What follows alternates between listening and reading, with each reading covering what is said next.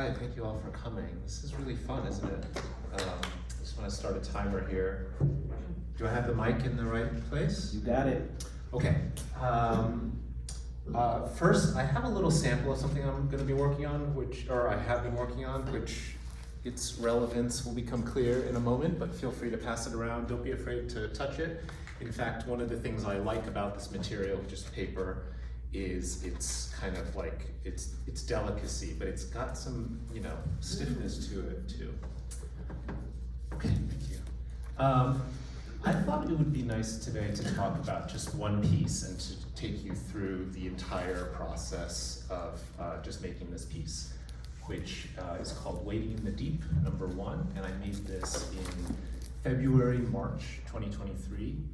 And what was going on at that time was a lot of media coverage about deep sea mining. And the reason for that is because they were supposed to decide on international regulations for commercial scale mining by July of 2023. And the reason we want to do deep sea mining potentially is for like heavy metals, nickel, manganese, cobalt that are used in like electric vehicle batteries, EV batteries. And the reason we might not want to do deep sea mining is because the ocean floor is famously less explored than the moon. Like, we know very little about it. It is a vibrant ecosystem, and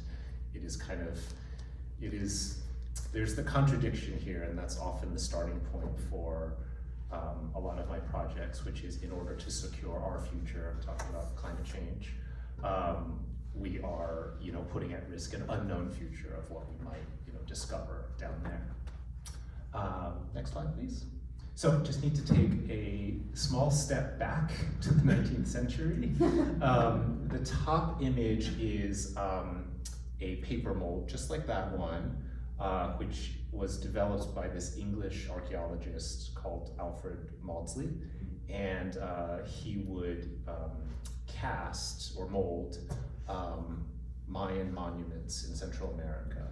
And the reason he used paper was because traditionally they used like plaster, but this was really rugged jungle terrain, and it was just really hard to bring all that plaster and water into the jungle. So they brought paper and water and glue.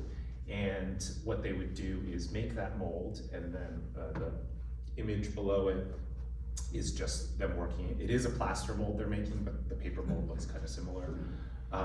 And they could lacquer the paper and make it the form to cast a plaster, copy. So these were copies of monuments that they would bring back to like the British Museum or something like that. And the image on the right is piecemeal plaster, cast.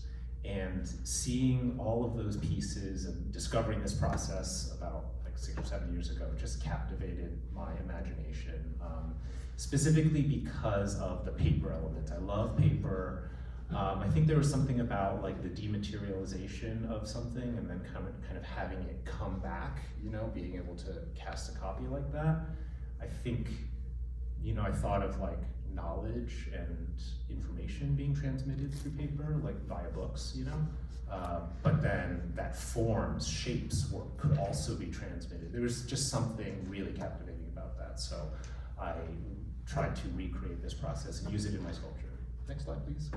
Okay, so real quick, these are just this is just how I start. I am looking for some way into, something. I need to have something that I want to say, something interesting that I can pull together, something that I think I can contribute or add to. On the left is just the types of, stories that were kind of circulating around the time. But it was really this blog post on the right, this literal blog post that kind of, did it for me. And they were talking about these organisms that live in hydrothermal vents on the deep sea floor, how they were half alive. And I really wanted to investigate, like, what does that mean? And all it means is the scientist is saying nothing is half alive. It's just we need to change our understanding of what alive really means. They're not half alive, they're just not able to survive outside of the particular conditions of that environment. And not only are they not able to survive, they kind of were created by those conditions in that environment. And that resonated with me because I was like, how different are we than these organisms? And the other significant thing is that this is where they think the first organisms on Earth, like this is how life started on Earth. So this is like really worth studying, of course. Next slide, please. Okay, and this is how I started. I printed out this picture on the right of a hydrothermal vent, and I really didn't know where the project was going to end up when I started, which has become my new favorite way of working. I used to be a super planner and things like that. But in this image, I just divided it up, and it gave me a lot to start with. It gave me how much foam should I buy.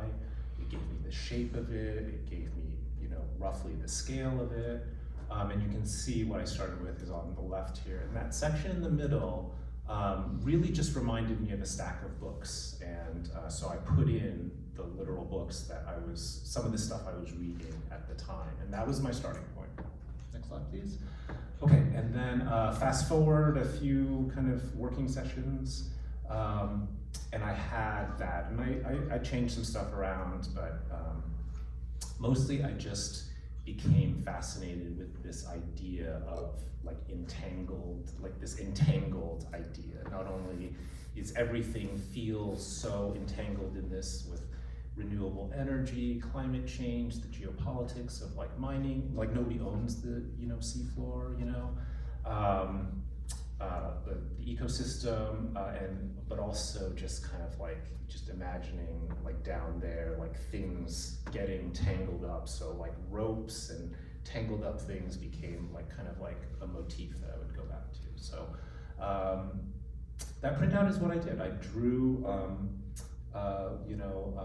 some of the things, pulling out references, objects, concerns, that type of stuff, and then I just kind of went about trying to recreate that sketch or drawing. Next slide, please.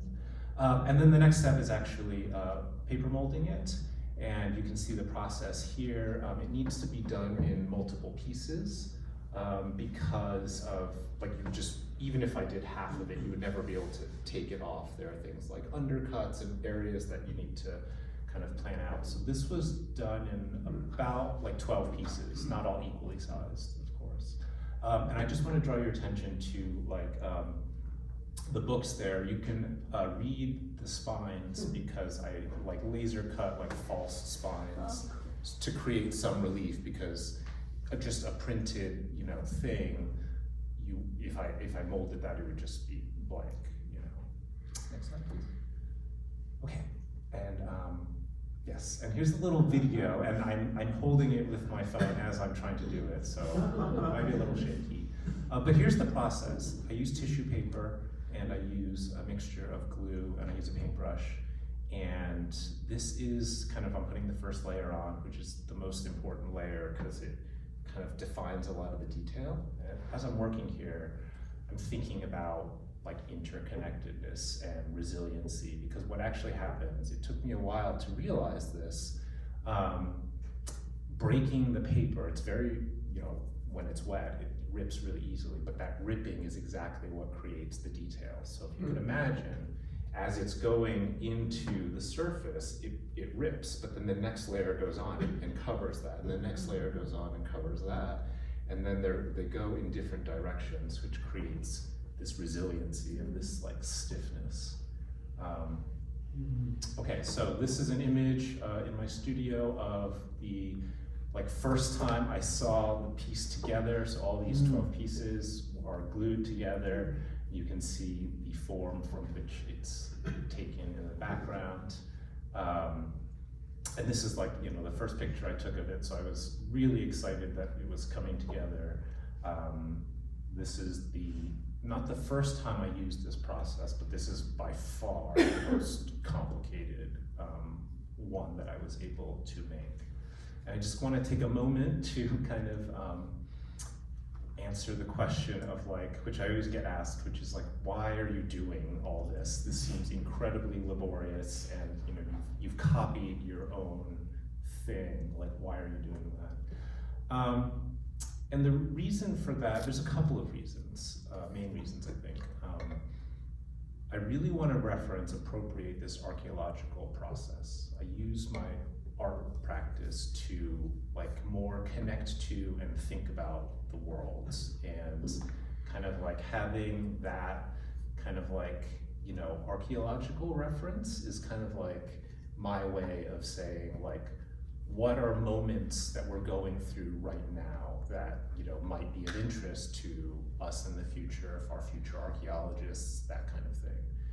And the second reason is because I really like the ghostly impermanence kind of aspect of it. When you're looking at these, you see such well-defined forms that are really kind of fragile, but they're like, there's also a lot of like negative space and like air, because there's like holes that you can see. And I think that kind of, I want to leave kind of like an impression or like a memory, and like a memory, it's fuzzy. So that's just the, you know, level for me that I want the work to exist in. This is just the back of the same piece. I realized I didn't really have a good back image of it. Looks fine. And just a picture of my website, because we only talked about one work. If you're interested in any of this, you can go to frankchang.net. Also a reminder for me that there are some stickers from a previous project, actually the one in the lower right there that you can see, that take as many as you want. They're over by the desk over there. And I think that's it for me. If anybody has any questions, we can handle them now. Thank you.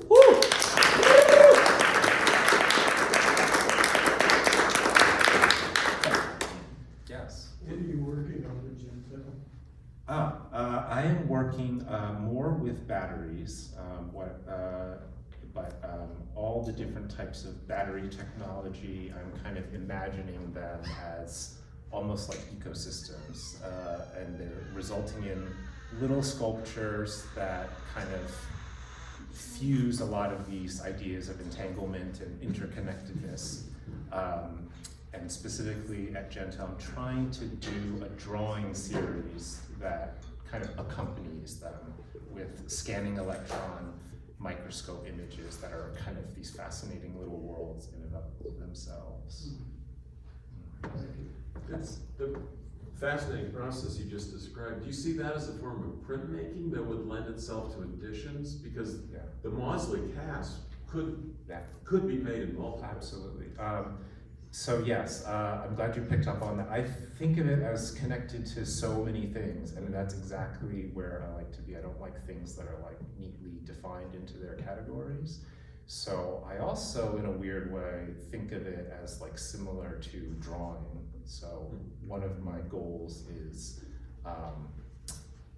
drawing on these and to further kind of enmesh things together, which the thing that we're passing around is kind of an experiment along those lines. But yeah, printmaking, an impression, the opposite, the relief, yes, absolutely. And fossil making. Yes. Totally connected to fossils. Yes, yes.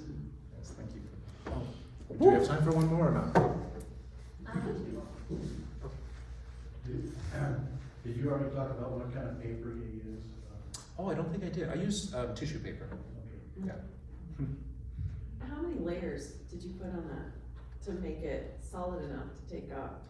The absolute minimum of anything I would do is like 6, but the more is the better, but then you start to lose detail. So like, it's more, I don't know, it's more of like a change in opacity. You know, Yes. when it's opaque enough, you kind of. And did it just pop up, or did you have to do a release? It does require some persuading, but that's where the kind of like that resiliency, you can be pretty rough with it when you're taking it off.